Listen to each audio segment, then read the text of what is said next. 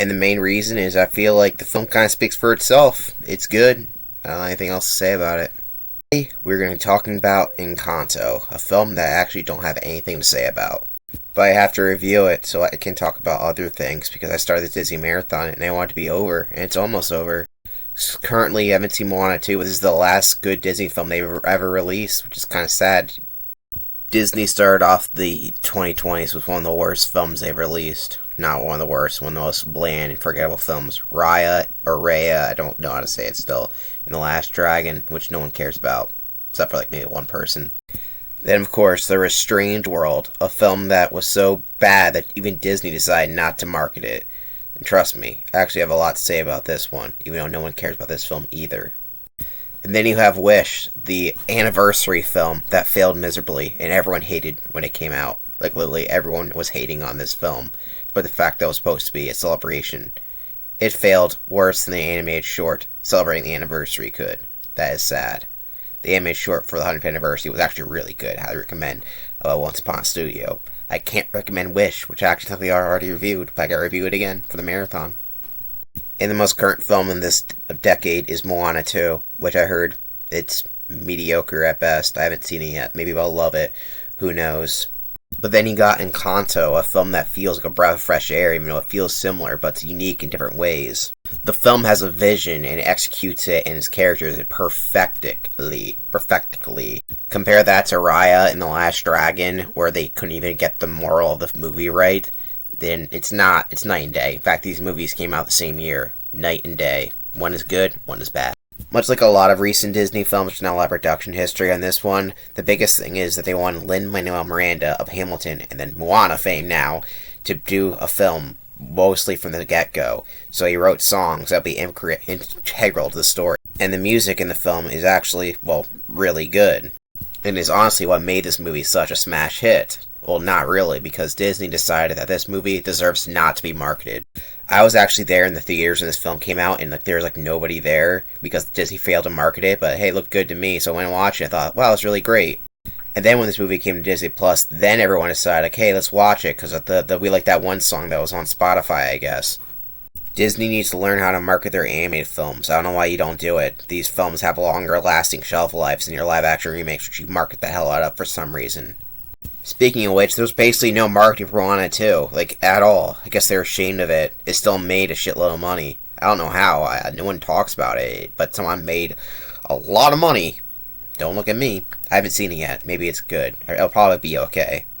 But yeah, the 2020s is definitely the era of Disney not marketing their mainline animated pictures, including Pixar films, other than Lightyear for some reason. They just really don't seem to have any faith in these films. Which is bizarre. It's almost as if they don't care about their animated studios. You know, the one that started it all back in the 1920s. Yeah, that one. The one they celebrate 100th anniversary for. Yeah, they don't care about that. It's a shame that Disney doesn't care about animation anymore, especially since it makes a lot of money when they do it right. I mean, the numbers don't lie. I know there's sequels, but technically some of the anime sequels they released recently have made a lot of money. And that terrible live-action Lion King, that was all animated too. They call it live-action, but it's not. Why am I talking about all this instead of talking about the film? Well, the film speaks for itself. It executes its morals, characters, everything else pretty perfectly. So much so that I already said that twice.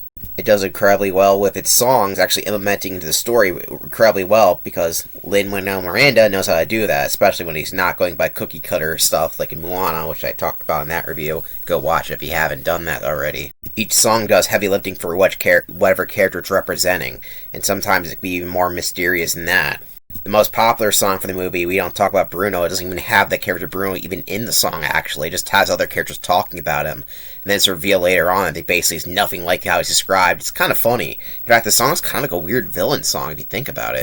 But yeah, it's definitely a song you will not hear in any other Disney movie because it's mysterious, but it's a red herring, but it's also kind of villainous, but not really because none of the characters are a villain in this movie.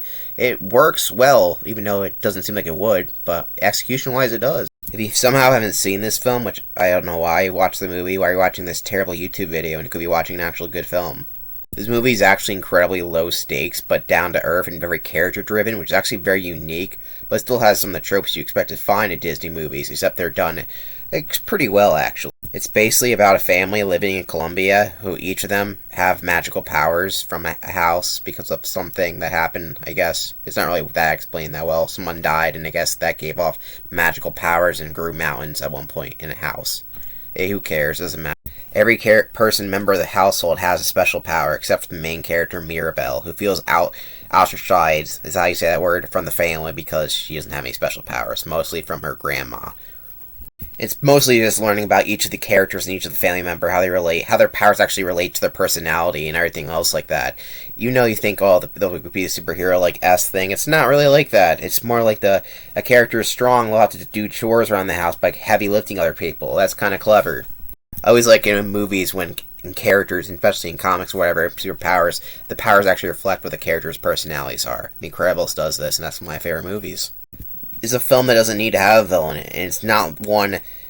A lot of Disney films don't have villains, so this one actually feels like it doesn't need to, because it's just about people trying to connect with each other. Even though I guess there is a villain with the Abuela being the grandma character. Abuela is grandma in Spanish, so I'm going to explain that to people who don't know Spanish, because people are actually stupid. I'm one of those people. So yeah, the film looks good, it sounds good, it's pretty much good. Do I have any complaints? I guess I'll point out some nitpick. I don't like the character of Dolores. She's not a main character, but everything she does in the movie kind of annoys me. Like, oh, I'm supposed to feel bad for her that she can't give a guy. Who cares? I find it annoying that she merely rats out Mirabelle for no reason, but doesn't tell the family that, yeah, our Uncle Bruno is hiding in the walls, and he has social anxiety, I guess, but I don't give a shit about him because he's stuck there. I heard him every day, as they say later in the song. I don't know, that pisses me off, but it's very minor, so who cares? Also, the final song isn't very good, which is a shame, because every other song is good. This song just doesn't do a whole lot for me, unfortunately. But that's about it. This film is pretty good, it has great visuals, and it will probably hold up a lot better than anything else Disney released in the 2020s. Maybe this dance is kind of weird, but whatever. Oh, another thing I don't like about this film is I hate these kids at the beginning. They have weird facial animation, they're very annoying, but they're rarely in the film, so who cares? Seriously, what is going on with these faces? That's going to be my thumbnail now. Encanto is a film that is a little too recent for Disney park stuff, though apparently there is going to be stuff. So keep in mind there won't be any images, and from this point on, the Disney videos, you probably won't see a lot of, oh yeah, this is what they made with this and that, because, these films are more recent. But hey, the world may never know. Also, Mirabelle has the same voice actor as Vaggie from Hazbin Hotel. I thought I should mention that now. Alright, now let's go on to the Disney park stuff. So one of the things that is apparently replacing, going to be there, is Animal Kingdom. There's going to be a South America-based area replacing Disneyland USA. Now people will always say Disneyland USA sucks, but also, it has actually good theming. Disneyland USA does not have good theming. It has terrible theming. It has a backstory that's dumb, that we find at any other discount park, but at Disney it makes sense, especially in Animal Kingdom. Just random cheap dinosaur knockoff rides doesn't even fit the theme at all. And actually having a South America based area actually fits in the original theming of Animal Kingdom, which is basically animal types and around the world. So yeah, fuck Dinosaurland USA and their terrible rides. And this is not really an Encanto ride, it's just there, so I thought I'd mention it. Here's a brief overview of what the area is going to look like. It's called Tropical America, based off South America, and some Disney films are based around that, including Encanto. As you can see, there's the Madrigal house there in the left side. That is actually pretty cool. Of course, it will probably make a great attraction, since it seems like something that will be so easy to implement in Disney parks, so I'm actually glad they are doing that. This attraction looks so much better and more. It looks pretty beautiful. Hopefully they can execute it very well. Sometimes they mess up the execution, but this has a lot of great promise. Some new Disney attractions just aren't that great. But this one actually looks like it has a lot of promise. Especially, it looks so much better than Disneyland USA, so I'm happy. Other than that, there's only like a couple little shows based off the movie. One in Epcot, and apparently a Christmassy one that doesn't look very Christmassy at California Adventure. This pre-rendered artwork looks terrible, by the way. Like, what is this? Why can't they just use real people? Why are they weird paintings, half-realistic stuff? It's terrible. But yeah, that's it. Encanto goes on the top of the A tier, and yeah, it's pretty good. Yeah. Sorry, I'm a little out of recording this video, but I have a deadline to get to. I'm having a lot of problems, but don't worry about me. Let's go on to the song ranking, since there is no villain in this movie. And even though there's a lot of female characters that we feel like would be considered princesses, there's no royalty in this film, so none of them can be considered a princess. Sorry, Mirabelle, you are shafted once again. Most of the songs in Encanto are pretty good, though there are some that are just okay. One of the songs being All of You, the lowest ranked song, in my opinion, in the D tier. There are elements that work. It starts off okay, it's pretty slow, then Bruno sings, and he can't sing. Sorry, John Leguizamo. Stick to Super Mario Bros. The movie was awful. Never mind. Stick to being Sid the Sloth, then, I guess. That was also awful. Never mind. I did watch Ice Age when I was a kid, though. I think it's one of the first ones I ever saw. Never mind. I'm going on a tangent here. All of You, yeah, it has a Dolores line I don't like. Near the end, it's kind of cheesy. There's a lot of weird flow issues that don't work. It feels like it was like a last minute thing. They're actually like, yeah, we finished the movie. We got to add one song near the end. Lynn, can you do it? It's like, oh, I'll try my best. If I can prove that I can write this song, we promise to tell another soul what you saw. And yeah, that's what we got there. Sorry, that was a terrible impression. I'm very sorry about that. C tier has 3 songs that just are okay. Colombia, Mi Encanto. This song is basically just a guy saying Colombia, and that's about it. It's a background song. It's fine, but nothing special. And then Surface Pressure, which is a song that I sometimes like, sometimes think it's It's a little over the place, a little too poppy for my liking. It's a little strange. It works, but you know, it could have been better, I guess. And then there's a song I'm not even going to try to pronounce the name because I'm stupid and retarded and a loser, but whatever. It's the song that goes over the backstory, even though we're already showing the backstory at the beginning of the movie. That's kind of a double entendre, but you know, it's alright, nothing special. In B, we have the Family Madrigal, which would have been a lot better if it wasn't for the little kids in the song, which is why it's in B tier. It gets a little too fast near the end, to the point where I don't think anyone would even understand what the hell the character's saying. It's impressive, but, you know, I like it. It does what it's supposed to do. But it's fine. There are no A tier songs, because the rest of the songs are in S tier, baby! Surprisingly, we don't talk about Bruno. The star song of the movie isn't at the top. I don't play by the rules, and I don't put songs that are the most popular at the top just because. However, I do understand why this song works. I talked about it a little bit earlier in the review, because not talking about the songs in the review is just kind of impossible since they're so important to the story. We Don't Talk About Bruno is a great song. However, it is one that's really representing the character of Bruno, like, at all. But then again, when he did sing, it was pretty bad, and then he said, let it go. And the other guy's like, that's what I'm always saying, bro. That was awful.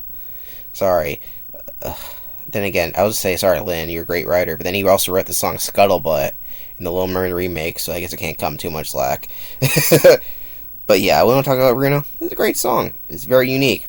Waiting on a Miracle is great. I think it's one of the best I Want songs from Disney. It's amazing. It's sung beautifully. I like how it freezes time. It really gets into the character's head, how they're feeling. They're all bubbly and charismatic up to that point, but now we get to pause and actually see how they're feeling. I can relate to that. And apparently the voice actress, who I mentioned before was in Hazbin Hotel, was in labor when singing this, apparently, which is insane, but it definitely worked. You know, some insane acting things you gotta do. Yeah, the top song is something I didn't expect, is What Else Can I Do? Before this song, you thought that Isabelle was just like stuck-up, prude character. And this song does a whole lot of heavy lifting. It does a whole lot in a short amount of time. Everything about the song is just great. It flows wonderfully. It actually, over time, it has characters that just don't really connect that well with each other at the beginning of it, and then actually them getting along near the end and actually exploring their relationship in a short amount of time, as well as exploring a character who we thought was just stuck-up prude and actually giving her development at the same time, is why this song is at the top of the list. Plus, it sounds really good. And that's all I really need to say about that song. And just think about it, it made me feel happy, even though I'm severely depressed still. Don't mind me, I'm very sorry about that. But I know it'll cure my depression. Talk about the next Disney film. Just kidding, it won't, because the next film is awful, and no one cares about it. And that film was 2022's Strange World. A film that I'd rather get a vasectomy than watch again. But I had to talk about it, so here we go. Next time, not in this video. Goodbye, everybody.